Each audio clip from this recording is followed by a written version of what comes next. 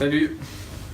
Donc on est un mois après ma séance de Rebirth. Voilà tout ce que ça m'a apporté, ce que je peux vous confirmer ou ce que j'ai pu voir ces 3 dernières semaines depuis la séance. Donc au niveau de la confiance en moi, donc ça a bien changé. Surtout en particulier au niveau de ma personnalité, c'est-à-dire que je m'affirme auprès des gens tel que je suis. Avant j'étais plutôt du genre à éviter le conflit.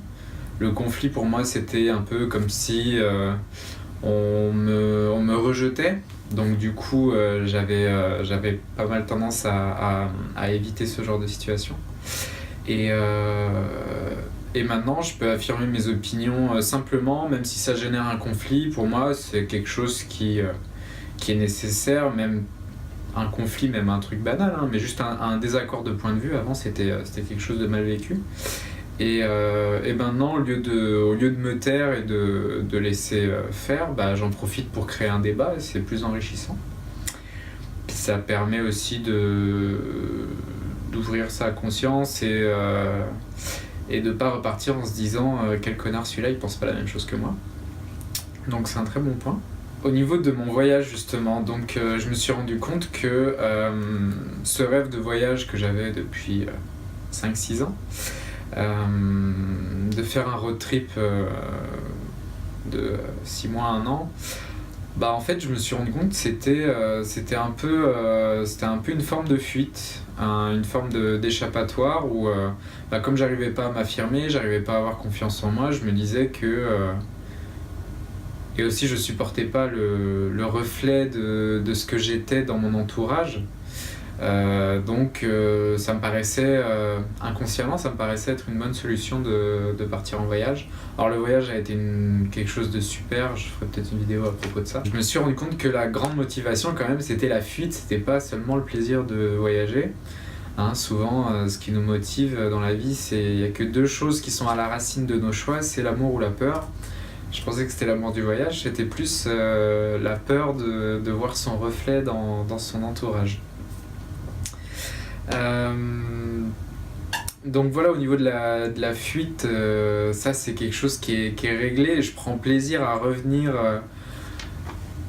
vivre une vie normale entre guillemets, c'est-à-dire reprendre, assumer des responsabilités du quotidien, de ne pas rejeter toutes ces responsabilités sociales et d'assumer pleinement qui on est au quotidien. Pour moi c'était quelque chose qui était assez difficile.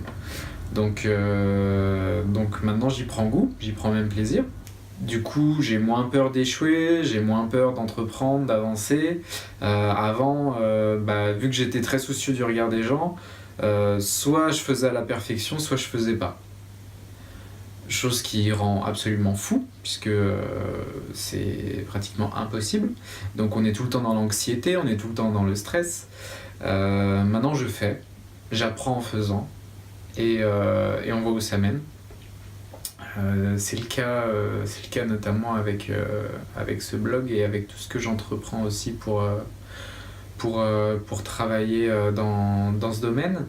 Et aussi l'aspect spirituel, puisque le voyage pour moi ça a été une grande quête spirituelle.